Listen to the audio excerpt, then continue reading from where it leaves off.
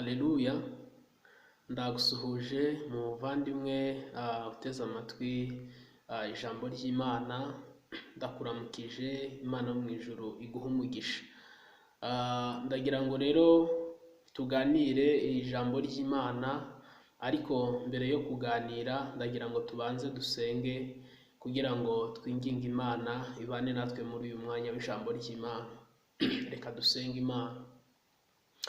Mana, turagushimiye, tuguhimbarije neza n'urukundo ugira, tugushimiye kurinda kwawe gukomeye, tugushimiye kutaturetse ngo tube twenyine, tugushimiye ko wabanye natwe mu minsi yose itambutse ukaba utugejeje uyu munsi. Izina ryawe rihimbazwe. Turakwinginze rero ngo uyu mwanya tugiye kuvugamo ijambo ryawe ube umwanya w'impemburo ku buzima bwacu, ube umwanya wubaka ibikomeye mu bugingo bwacu. Mwami, mu bitugoye, mu bituruhije, turusheho kubona ko ari we wa mbere. Ubane natwe rero, ibyo rivuga ntaba ari nge, uzaryumva wese nawe ntabe ari we, ahubwo imbaraga z'umwuka wera ziriherekeze kandi ziribanzirize, kugira ngo ibyo ushima ushaka abe ari byo biba. Urakoze kubanye natwe, mu izina rya Yesu, amen. Muvandimwe, reka dusome ijambo ry'Imana. Turasoma mu butumwa bwiza uko bwanditswe na Matayo, turasoma igice cyaho cya 6, dusome duhereye ku murongo wa 31. Turaza gusimbuka tujye no mu gice cya 7, turasoma duhereye ku murongo wa 24. Reka dusome rero mu gice cya 6 duhere ku murongo waho wa 31. Bibiliya iravuze ngo, nuko ntimukiganyire mugira ngo tuzarya iki, cyangwa ngo tuzanywa iki, cyangwa ngo tuzambara iki, kuko ibyo byose abapagani babishaka, kandi so wo mu ijuru azi ko mubikwiriye byose. Ahubwo mubanze mushake ubwami bw'Imana no gukiranuka kwayo, nibwo ibyo byose muzabyongerwa.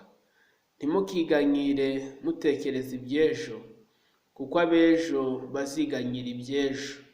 Umunsi wose ukwiranye n'ibibi byawo.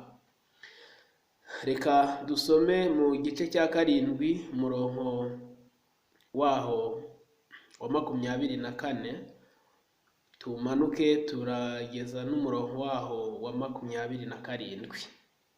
Reka dusome.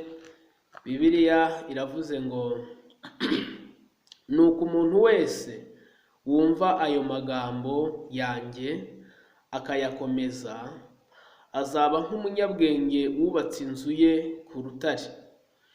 Imvura iragwa, imivu iratemba, umuyaga urahuha, byose byikubita kuri iyo nzu, ntiyagwa, kuko yari ishinzwe ku rutare. Kandi umuntu wese wumva ayo magambo yanjye ntayakomeze azaba ari nk'umupfapfa wubatse inzu ye ku musenyi. Imvura iragwa, imivu iratemba, umuyaga urahuha, byose byikubita kuri iyo nzu iragwa, kandi kugwa kwayo kwabaye kunini. Imana ishimwe cyane. Dusomye amagambo atari makeya, kandi arimo ubutumwa bwinshi. Ni amagambo yavuye mu kanwa ka Yesu ubwe, niwe wayivugiraga. Ariko mu by'ukuri ijambo ry'Imana rirakomeye, kandi ijambo ry'Imana rifite imbaraga. Ijambo ry'Imana rirenze uko tubitekereza. Ijambo ry'Imana rihambaye kuruta ibindi bintu byose tuzi bikomeye. Uyu munsi imitima y'Abanyarwanda ndetse n'imitima y'abatuye isi bose muri rusange irahangayitse bitewe n'ikibazo turimo cya COVID-19. Abantu baribaza uko bazabaho, abantu baribaza nyuma y'iki gihe uko bizagenda. Abantu barashobewe, abantu barareba imbere hazaza bakabona ntibahabona, kubera yuko abantu benshi abakoraga akazi uyu munsi ntago bari kugakora. Mu mpande zitandukanye, abana bari ku mashuri baratashye, imitima y'abanyarwanda n'isi yose muri rusange irahangayitse. Ariko umukristo akwiye kubaho ubuzima bureba ishimwe mu kibazo. Haleluya! Umukristo akwiye kubaho ubuzima bureba ishimwe mu kibazo. Ntabwo umukristo akwiye guhungabanywa n'ibije byose ngo bitume acika intege cyangwa bitume atakariza Imana icyizere. Haleluya! Imana niyo kwizerwa, Imana iyo yavuze irasohoza, Imana iyo yagambiriye ishyira mu bikorwa. Nta kintu na kimwe, Yobu niwe wigeze avuga ngo nzi yuko ushobora byose, aravuga ngo kandi nta kintu na kimwe kibasha kurogoya imigambi yawe yose. Haleluya! Nibyo isi yaratunguwe, abanyabwenge b'isi byarabatunguye, ndetse n'uyu munsi byabacanze, ariko Imana ntiyigeze itungurwa. Kandi ndagira ngo ngutangarize ko nubwo abantu byabacanze, ariko Imana ntago byayicanze. Haleluya! Abantu babuze uburyo, ariko Imana iracyafite uburyo. Abantu bashobewe, ariko Imana ntabwo ishobewe. Abantu bakutse imitima, ariko Imana ntabwo ikutse umutima. Niyo mpamvu ngira ngo nkubwire aya magambo, wowe unteze amatwi munyarwanda, nawe wese uzabasha kumva ubu butumwa. Ndagira ngo nkubwire ngo abakristo cyangwa abizera bafite umwihariko. Yesu ashimwe cyane. Abantu barabyibazaga, abigishwa byari bibacanze, bagahora biganyira ibyo kurya, bakiganyira ibyo kwambara.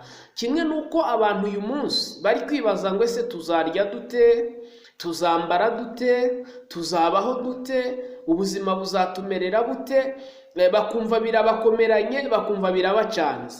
Ariko Yesu yarababwiye amagambo akomeye. Haleluya! Arababwira ngo ntimukiganyire mwibaza ngo ese tuzarya iki cyangwa tuzambara iki. Haleluya! Kubera ko ibyo n'abapagani barabisaba, ibyo n'abapagani barabyifuza, ngo kandi so wo mu ijuru azi ko namwe ibyo mubikeneye. Data ashimwe cyane.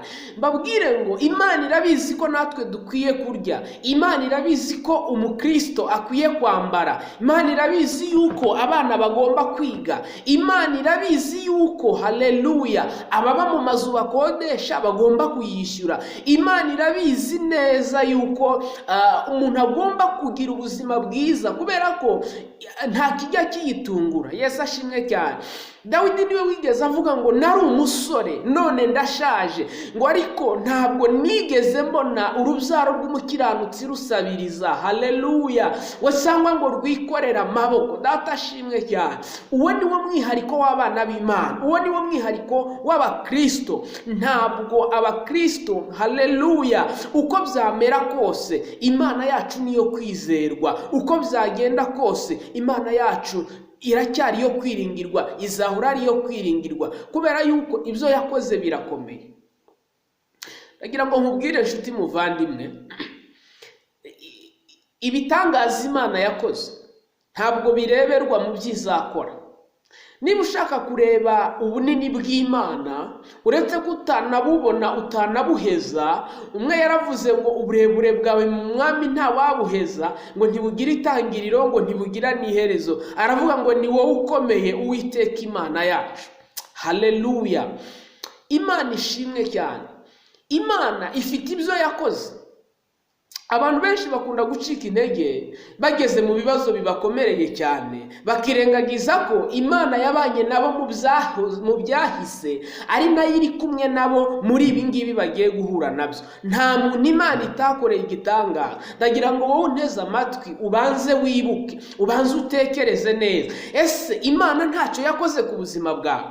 Ntaho wageze ubona nta bisubizo, ubona nta nzira, ubona wihebye, inshuti zananiwe, ababyeyi bananiwe, imiryango yananiwe, abakomeye bananiwe, imbaraga z'amafaranga zananiwe, ariko Imana igaseruka. Wabuze inzira, ubona ntaho kunyurwa, ubona byagucanze, ariko Imana ikaza ikabicangura. Iyo yakoze ibyo rero ongera uyigirire icyizere. Abantu bakutse imitima, abantu baribaza ngo bazarya iki. Imana ifite ibiryo. Haleluya. Haleluya. Imana ifite ibiryo iby'amaso yacu. Imana ifite ububiko bukomeye yabitsemo ibyo gutunga abana bayo. Data ashimwe cyane. Ndagira ngo mbabwire ngo mureke kwiganyira, mureke gukuka imitima. Haleluya. Igihe imvura yagwaga ku bwa Nowa, ngo abari mu nkuge, haleluya, bari bari mu mahoro. Inkuge yagendaga ireremba hejuru. Rero abari bari mu nkuge bari bari mu mahoro. Haleluya. Bafite umutekano, bafite umutuzo, batikanga, badatinya. Rero haleluya, nubwo imvura iri kugwa, nubwo imivi iri gutemba, ariko abantu bari kumwe na Yesu bari mu nkuge. Haleluya. Bari mu nkuge, bari mu mahoro, ntacyo bazaba, ntacyo bazigera baba. Yesu yakomeje aca umugani. Haleluya. Abacira umugani arababwira ngo umuntu wese wumva ayo magambo yanjye akayakomeza, Yesu niwe bivugaga, azaba nk'umunyabwenge wubatse inzu ye ku rutare. Imvura iragwa, imivi iratemba, umuyaga urahuha, byose byikubita kuri iyo nzu ntiyagwa, kuko yari ishinzwe ku rutare. Haleluya.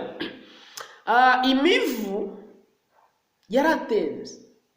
Imvura ni ibigeragezo, ni intambara duhura nazo.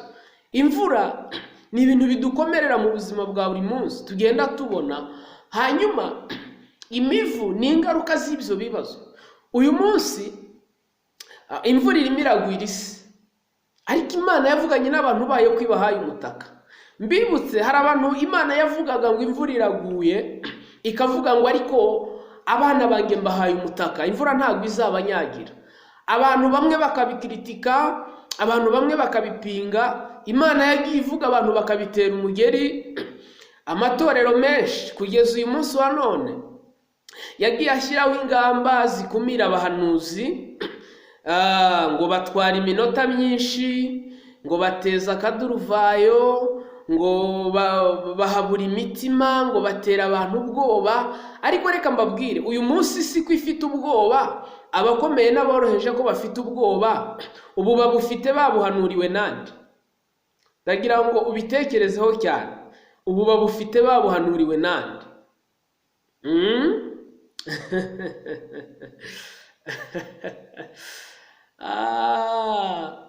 Imana muyireke, Imana irahambaye.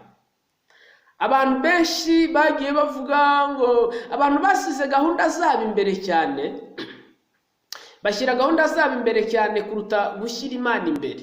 Ntangazwa cyane niyo abantu baje gusenga bavuga ko baje gusenga Imana, ariko ugasanga bari kwinginga Imana, barasenze bagitangira ngo Mana ngo ntaba ari twebwe, ngo umuyobozi wa gahunda ntaba ari we, ngo uvuga ijambo ryawe ntaba ari we, ngo ahubwo aba ari wowe wikorera. Imana yamanuka kwikorera, abantu bakazanamo amaprotokole yabo. Babwire ngo uyu munsi wa none abakristo batunzwe n'amakuru. Yesu ashimwe. Uyu munsi mu Rwanda dufite ikigo cy'igihugu cy'iteganyagihe, ariko nyine nukirateganya ntabwo kivuga amakuru nayo cyizeye. Ni uguteganya, bivuze ngo iyo bateganya ibyo bavuze bishobora kuba cyangwa bishobora no kutaba.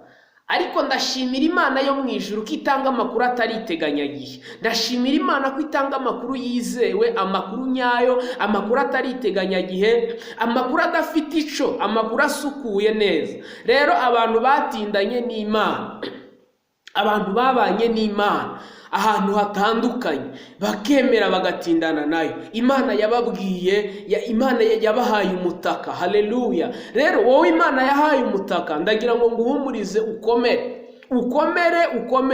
Ibiri imbere ntacyo bizagutwara, ibiri imbere ntacyo bizigera bigukoraho rwose. Yesu ashimwe cyane. Uyu munsi wa none rero imvura irimo iragwira isi, abanyabwenge byabacanze, abakomeye byabacanze. Uyu munsi nutajya agasenga ari kwibuka gusenga. Abantu barimo barahamagara Imana mu mpande zitandukanye. Nabonye hari n'abari kwisiga ivu, ariko ndagira ngo mbabwire, nubwo imvura iguye ariko abantu batindanye n'Imana yabahaye umutaka.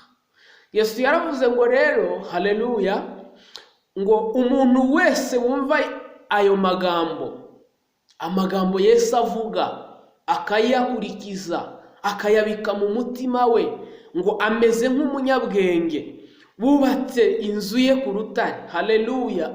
Ndagira ngo mbabwire, mu gihe cy'ibibazo umuntu wese bigaragara inzu yubatseho iyo ariyo. Mbibutse ko umuntu inzu ishobora kugaragara neza mu maso y'abayireba ariko yubatse ku musenyi. Buriya gukomera kw'amazu kugaragara iyo imvura yaguye imivu yatemze. Haleluya.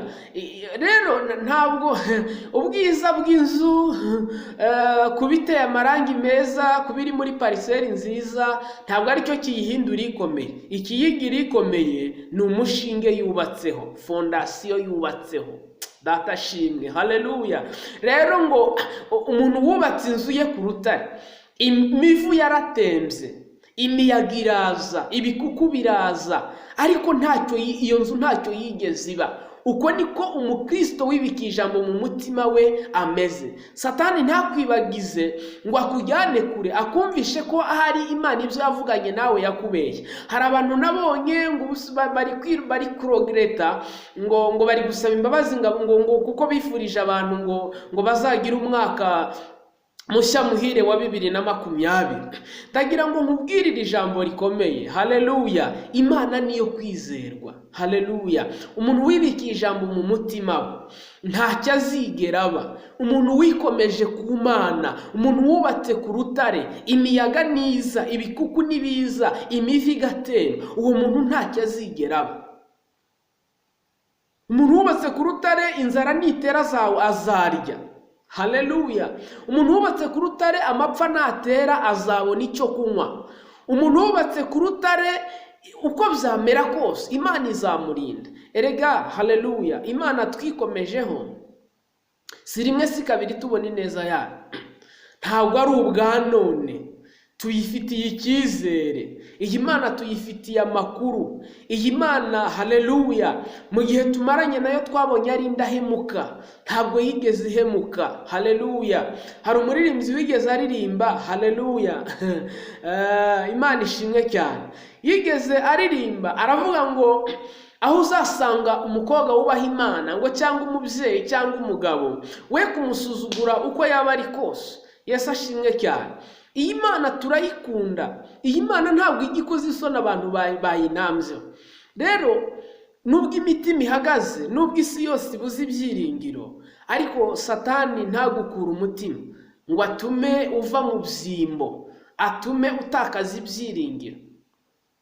Satani ni igisambo ruharwa kibi cyane. Satani ntabwo ajya kwiba ibitoki. Satani ntiyakwiba ibishyimbo. Satani ntabwo yakwiba ibi bintu bifatika, tangible things. Satani araza akakwiba kwizera. Kandi Bibiliya iravuga ngo ariko umukiranutsi wanjye azabeshwaho no kwizera, ngo nyamara nasubira inyuma umutima wanjye ntabwo uzamwishimira. Satani inshingano ye ni ukwiba. Satani ni umunyazi. Araza akakwiba kwizera, akakwiba ibyiringiro, ugatakaza ibyiringiro kandi ugatakaza amahoro. Hari umuririmbyi wigeze aririmba ngo umutima uhagaze ngo ujugunya rwose amahoro yawo. Haleluya. Ngo ariko inyoni n'uburabyo ngo binyigisha ko umunsi ukwiriye ibyago byawo gusa. Satani yakwibye kwizera, usigara uri mu gikombe cy'ishidikanyamana. Usigara uri kwibaza ngo ariko Imana niyo yavuganye nanjye. usigara uri kwibaza ngo ariko aha hantu noneho ndahatambuka. Usigara wibaza ibibazo byinshi, Satani akanakongorera amajwi akakubwira yuko koko bidashoboka gutambuka aho hantu, akakwereka ibihanga by'abantu bapfiriye muri iyo nzira. Ariko ndagira ngo nkubwire, ni wowe Imana ikureba nkawe. Imana ntikureba nk'akanaka, Imana irakureba nkawe. wowe Imana irakureba nkawe. Nange Imana irandeba nkange iranzi. Imana ntabwo ishobora kundeba nkawe, ntabwo Imana indebera mu ndorerwamo ya kanaka. Nahumu yigeze ahanura mu gice cya 3, aravuga ngo wivomera amazi azaba ahagije mu gihe cyo kugotwa. Barukore, ndagira ngo mbabwire ngo igihe cyo kugotwa kiradusatiriye, ngiki tugisohoyemo. Uyu munsi wa none umuntu utariganye gusenga, ndatekereza ko ari gusenga bimugoye. Uyu munsi umuntu utaritoje kwiyiriza ubusa ngo atoze umubiri we kwiyiriza ubusa, uyu munsi ndatekereza ko ari kubikora bimugoye.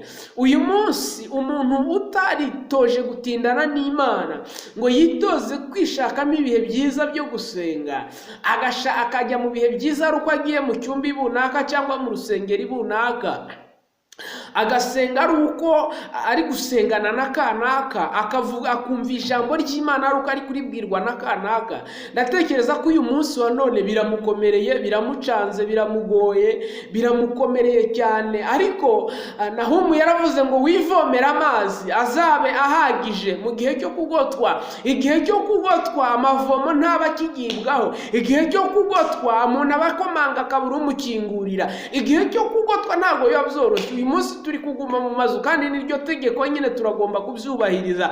Ariko umuntu watindanye n'Imana, haleluya, umuntu wivomeye amazi, uko byamera kose, byatinda byahera, uko byamera kose, uyu muntu wivomeye amazi ari kumwe n'Imana, nta kizamukanga, haleluya. Inyota ntabwo izamwica, imivu izatemba ariko ntizamutembana, inzara izatera ariko ntabwo izamurya, haleluya. Uko bizamera kose, umuntu wikomeje ku Mana akubaka inzu ye ku rutare, uko byamera kose azashikama, azatoha, haleluya.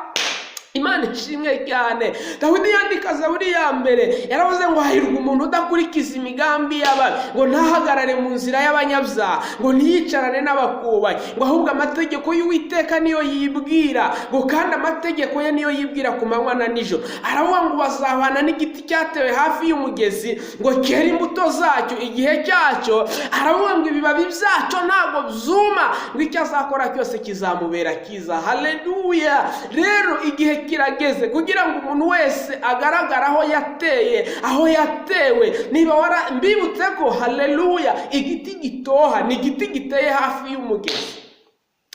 Igihe kirageze kugira ngo umuntu wese bigaragara aho ateye. Igihe kirageze kugira ngo uwatewe hafi y'amazi bigaragare uwazatoha, haleluya. No mu gihe cy'izuba uwazatoha, no mu gihe cy'ubutayu uwazatoha, haleluya, haleluya. Ariko umuntu wubatse ku musenyi, uwo nguwo imiyaga, ibikuku byose nibiza bizamutembana, bizamutembana, bizamutembana. Ndagira ngo nkubwire ngo wigenzura aho wubatse, wigenzura aho wubatse, wigenzura aho wubatse. Iki gihe ntabwo ari igihe Satani akwiye kugutera wa mukristo we ngakwibagiza iby'Imana yavuganye nawe. Iki ntabwo ari igihe cyo kugukura mu masezerano, kuko ntekereza ko ku bakristo Yesu yarabivuze. Iki ni igihe cyo kugira ngo ahubwo umuntu wese yishyire ku munzani.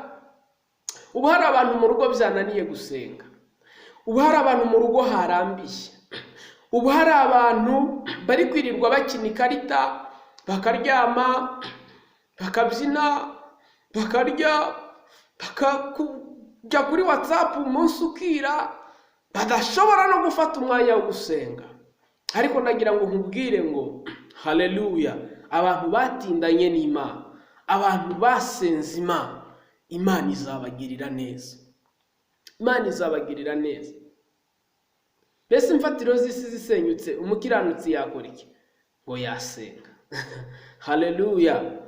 kandi umuririmbyi yararirimbye ngo mu gihe cyo gusenga amasengesho ya ngo agera kure cyane, ayo ajya atambuka nk'inyenyeri, ngo umutima w'umuntu ngo ujya imbere y'Imana ugakomanga ku rugi ushaka kureba Imana. Aravuga ngo rero n'umwana muto uzi gusenga Imana ngo ntabwo azagira ubwoba, kuko ubu azafashwa no gusenga. Gusenga birafasha nshuti yanjye, gusenga bikingura ijuru, gusenga birema ibitariho bikabaho, gusenga kuzaguhuza n'umuntu nawe wasenze akubera uw'umugisha. Haleluya. Gusenga kuzagenda, gusenga kurenze connection. Uyu munsi turi mu isi ya tekinoloji, umuntu ari hano mu Rwanda arashobora kuvugana n'umuntu uri muri Amerika.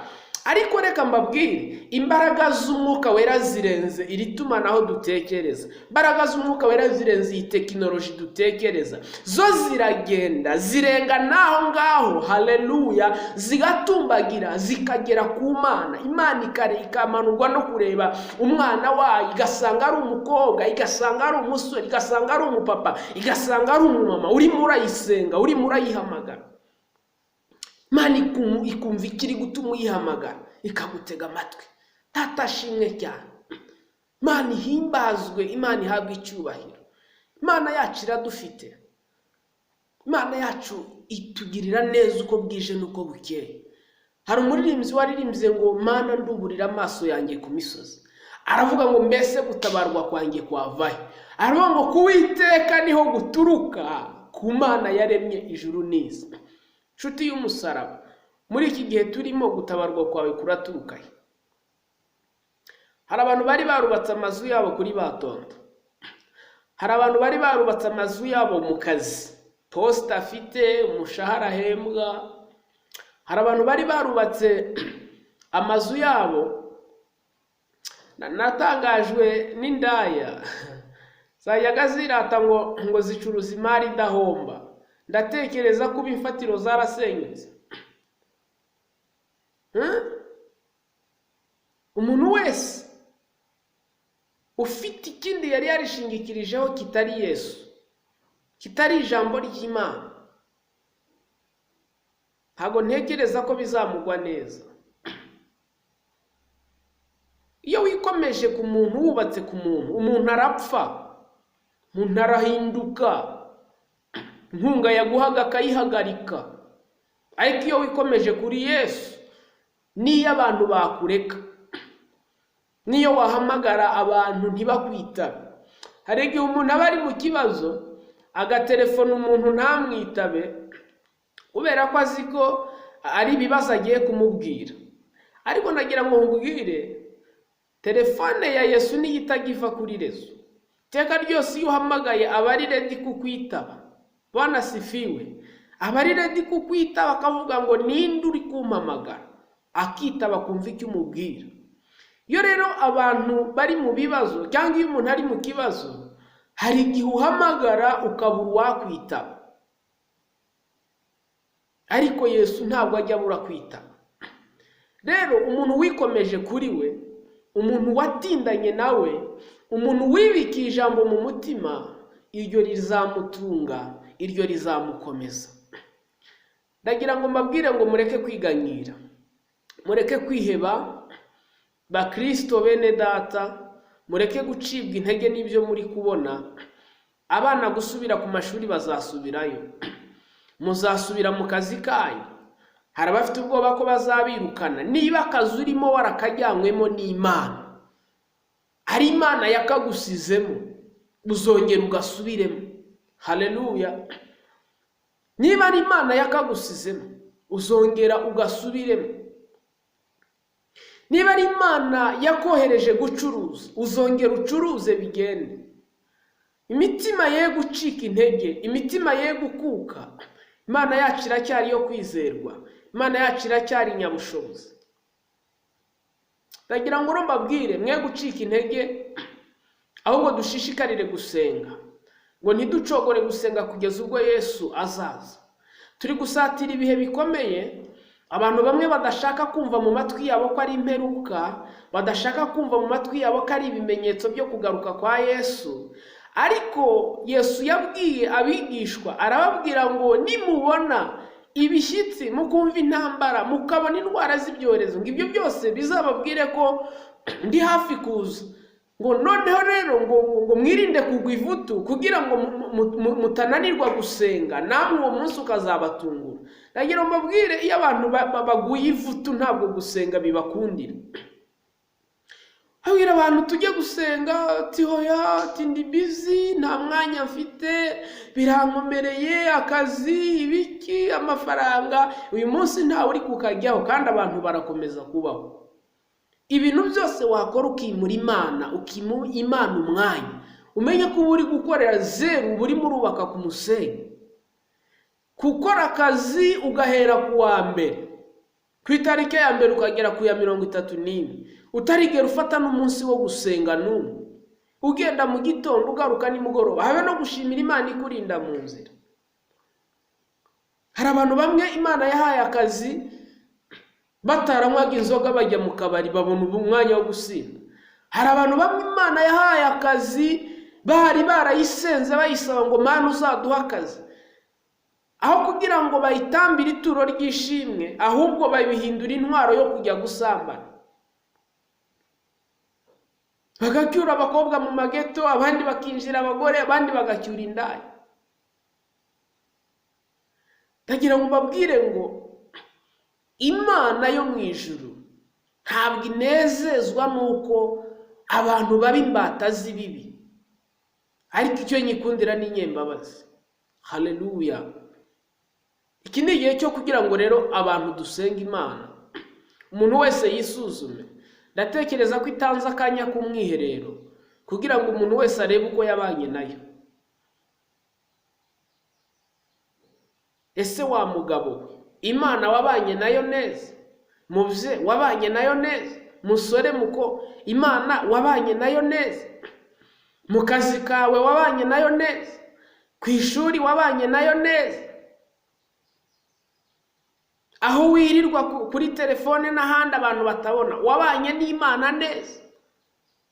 Ndagira ngo rero ni umwanya wo kugira ngo umuntu wese yisuzume, aho usanga utarakoze uko bikwiriye, ubwire Imana ngo ntabwo nagenze uko ushaka, uyisabe uyibwire ngo Mana mbabarira, nyeza, ntunganya, ndagarutse, ungenze uko ushaka. Imana rero ishimwe cyane, Imana niyo kwizerwa, Imana niyo igifite umwanya wa mbere mu buzima bwacu. Ntitwiganyire ngo twihebe, twibaze uko ejo bizamera. Imana yacu iradukunda kandi Imana yacu itwitayeho. Ndagira ngo rero nkubwire ngo ukomere, ntukuke umutima. Imana yacu ntabwo igigeze ishyirwaho n'amatora ngo wenda tuvuge ko hari indi manda izabaho hakaba undi uyisimbura. Iracyari yo kwizerwa. Ukomere, ushikame, ntukuke umutima, wegera Imana, witunganye. Ibyo wagiyemo bitanejeje Imana, witunganye. Ibi byose bizarangira, abantu bazongera basubire mu mwanya wabo, abantu bazongera basubirane isura bari bafite, abantu bazongera basubire mu gusenga. Ariko ibi ngibi Satani ntaguherane ngo atume utitekerezaho. Ntabwo icyari igihe cyo gukora ibyaha, ahubwo ni igihe cyo kwihana n'ibyo twakoze, ibyo umuntu wese yagiye akora. Imana rero iguha umugisha, Imana iguha imbaraga, Imana igumane nawe muri iki gihe kitoroshye, Imana ikurebe neza, Imana iguha umutima ufasha abababaye, nawe ubabaye kandi Imana iguha umutima wo kwihangana. Ibigeragezo urimo, intambara urimo, ntizitume witotombera Imana, wumve ko Imana yakererewe ku buzima bwawe. Iracyari yo kwizerwa, iracyari iya mbere, Imana izahora ari iya mbere. Mana turagushimiye, uhabwe icyubahiro kubwira ijambo ryawe. Nibyo koko hari igihe tugera mu bibazo bigatuma dutekereza ko wadutaye, ariko nyamara uba uri kumwe natwe. Umwe yaravuze ngo uba uri muriga ku madosiye yacu. Isi irahangayitse, isi ifite ibibazo, kandi koko biragaragara nk'ibikomeye, ariko kuko bitagutunguye uzi nuko bizarangira. Uduhe imitima ikomeye yo kugira ngo dukomeze kukwizera no kugukorera. Uturinde urucantege rw'umubi Satani, atwibagiza amasezerano, atwereka ko bidashoboka, ahubwo Mwami Imana dukomezwe nawe, tugume kuri wowe. Ureke abubatse amazu ku misenyi bayahindure bubake ku rutare, kandi n'abayubatse ku rutare ubaha imbaraga zo kuyakomeza, kugira ngo Mwami bagume mu byo bizeye, badatembanwa bakabivamo. Uhe umugisha umuntu wese wumvisha iri jambo, kandi Mwami Imana Nyiringabo n'undi wese rizageraho rizamubera inkomezi mu buzima bwe. Imbaraga zawe ziganze kuri buri wese, kandi Umwuka Wera agomeze kuganza kuri twe. Amahoro utanga ahebuje ayo umuntu yamenya akomeze kuganza imitima y'abakwizera. Shalom. Mwari kumwe na Iranzi Alfred. Imana yo mu ijuru ibaho umugisha. Shalom.